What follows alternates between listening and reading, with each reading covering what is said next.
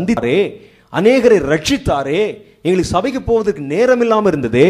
இன்றைக்கு இருளினுடைய கிரிகள் பெருகி எங்கும் சாபமும் பாவமும் மரணமும் வேதனையும் கொள்ளை நோயும் பெருகி இருக்கிறது.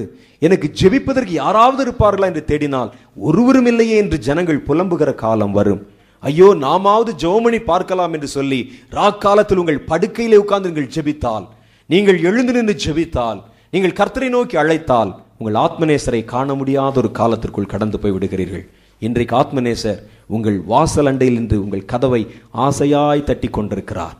அவர் தட்டுகிற காலத்தில் சும்மா இருந்து விட்டு இந்த பெண் ஆத்மநேசரை தேடி ராக்காலத்தில் கதவை திறந்து பார்க்கலாம். ஆத்மநேசர் காணவில்லை. கதவை தட்டின நேசர் அதிக நேரம் அங்கே காத்திருக்க போவதில்லை. ஆனால் அந்த பெண் அந்த கதவை திறக்கவில்லை. கொஞ்ச நேரம் ஆகி இரவு நேரமான பொழுது அந்த கதவை திறந்து ஆத்மநேசரை அழைக்கலாம் என்று திறந்து பார்த்தால் அவர் போய்விட்டார். அவர் காணவில்லை. படுக்கையிலே அவரை தேடுகிறாள், காணவில்லை. நகரத்தின் வாசலில் ஓடி தேடுகிறாள், அவரை காணவில்லை. வீதிகளில் போய் என் நேசரை எங்கேயாவது கண்டீர்களா கண்டீர்களா என்று கேட்கிறாள், காணவில்லை. இந்த ராக்காலத்தை குறித்து தான் அந்த இடத்திலே உவமையாக நமக்கு சொல்லப்பட்டிருக்கிறது. கர்த்தர் கதவை தட்டுகிற காலத்தில் தன் இருதயத்தின் கதவை திறக்கிற மனுஷன் பாக்கியவான் என்று நீங்கள் அறிந்து கொள்ளுங்கள். கர்த்தர் கதவை தட்டி கொண்டே இருக்கிறார். எது வரைக்கும் தெரியுமா? சாயங்காலத்தின் முடிவு வரைக்கும் தட்டுவார். ராக்காலம் வரும் பொழுது கர்த்தர் கடந்து போய் விடுவார். அதன் பின்பு நீ உன் கதவை திறந்தாலும், வீதிகளிலே போய் நின்றாலும், படுக்கையை கண்ணீரினால் நிரப்பினாலும், வெளிகளில் இருக்கிற ஜனங்களை கண்டு என் நேசரை நீங்கள் பார்த்தீர்களா என்று நீங்கள் தேடினாலும், எதிர்பார்த்தாலும் உங்கள் நேசர் உங்கள் கண்களுக்கு தட்டுப்பட மாட்டார். இதைத்தான் வேதவசனம் நமக்கு தெளிவா சொல்லுது. இன்றைக்கு அனுகிரக காலம், இன்றைக்கு ரட்சணை நாள், இன்றைக்கு கர்த்தர் உங்கள் வாசலண்டில் கதவை தட்டுகிறார். நீங்கள் செய்ய வேண்டிய ஒன்னே ஒண்ணுதான், உங்கள் இருதயத்தின் கதவை திறந்தால் அடுத்த நிமிஷமே அவர் உங்களுக்குள் கடந்து வந்து உங்கள் இருதயத்தை நிரப்பி உங்களை எல்லா விதமான நலன்களினாலும் ஆசீர்வாதத்தினால் நிரப்ப அவர் போதுமானவராக இருக்கிறார். ஏன் நம்ம இன்னும் தாமதம் செய்ய வேண்டும்? இன்றைக்கு அழைக்கும் குரலை கேட்போம். கர்த்தராகிய தேவன் நம் நடுவிலே கிரியை செய்ய விரும்புகிற தேவனை கரம் பிடித்துக் கொள்வோம். ராக்காலத்தில், வறண்ட காலத்தில் தண்ணீரை தேடி அளவதை காட்டிலும் தண்ணீர் இருக்கிற காலத்தில் நம்முடைய தாகத்தை தீர்த்துக் கொள்வோம். ஆகவே பிரியமானவர்களே, சாயங்காலம் வந்துவிட்டது. ராக்காலத்தின் அறிகுறிகள் தோன்றுகிறது. சீக்கிரமே இந்த காலம் வந்துவிடும் என்கிற அடையாளங்கள் நம் கண்ணெதிரே காணப்படுகிறது. இன்றைக்கு மனம் திரும்பவும், இன்றைக்கு ரட்சிப்படையவும், தேவனாகிய கர்த்தரை நம் வாழ்க்கையிலே சொந்த இரட்சகராய் ஏற்றுக்கொள்ளவும், சாயங்காலத்திலே வெளிச்சத்தினால் நிரப்பப்படவும் உங்கள் இருதயத்தை ஒப்புக் கொடுத்தால் நீங்கள் பாக்கியவான்களாய் இருப்பீர்கள் என்று கர்த்தர் சொல்லுகிறார். ஜெபம் பண்ணுவோமா? கர்த்தர் தம்முடைய ஜனங்களை சந்திக்கிற காலம், கர்த்தர் தம்முடைய ஜனங்களுக்கு என்று விதைத்திருக்கிற, வாக்குத்தத்தம் பண்ணி இருக்கிற வெளிச்சம் உதயமாகிற காலம், இன்றைக்கு அனுகிரக காலம், இன்றைக்கு ரட்சணை நாள். இன்றைக்கு அந்த வெளிச்சம் உங்கள் இருதயத்தை நிரப்ப எந்த தடையுமே இல்லை என்பதை நீங்கள் அறிந்து கொள்ளுங்கள். இதற்காக நீங்கள் ராக்கால படுக்கையிலே கதற வேண்டியதில்லை, வீதிகளிலே போய் புலம்ப வேண்டியதில்லை. உங்கள் இருதயத்தின் கதவுகளை நிற்கிற இடத்திலே உங்களால் திறக்க முடியும். நீங்கள் இருந்த இடத்திலே உங்கள் இருதயத்தின் கதவுகளை திறக்க முடியும்.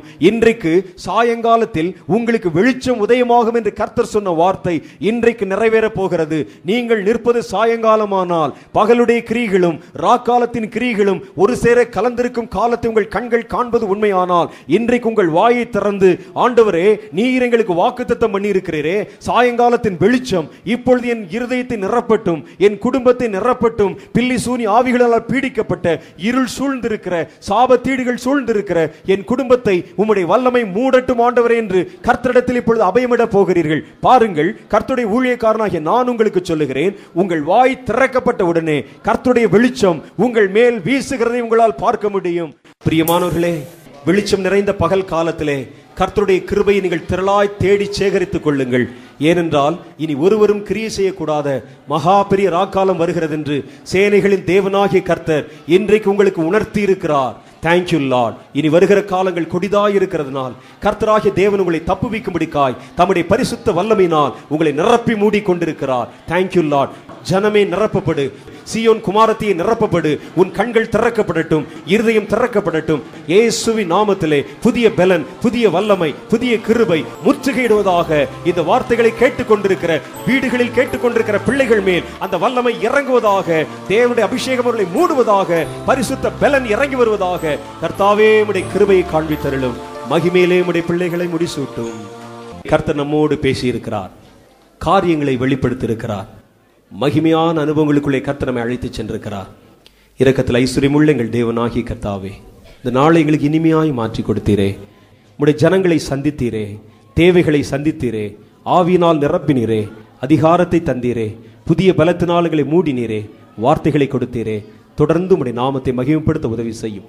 கற்றுக்கொண்ட வார்த்தைகளில் உறுதியாய் நிலை நிற்கவும் எங்கள் உதவி செய்யும். ஆசீர்வதியும். இயேசுவின் நாமத்தில் பிதாவே, ஆமென்.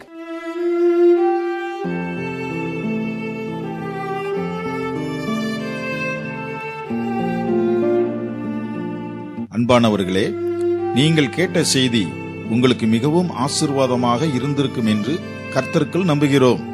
இது போன்ற அநேக செய்திகள் எங்களிடம் உள்ளன.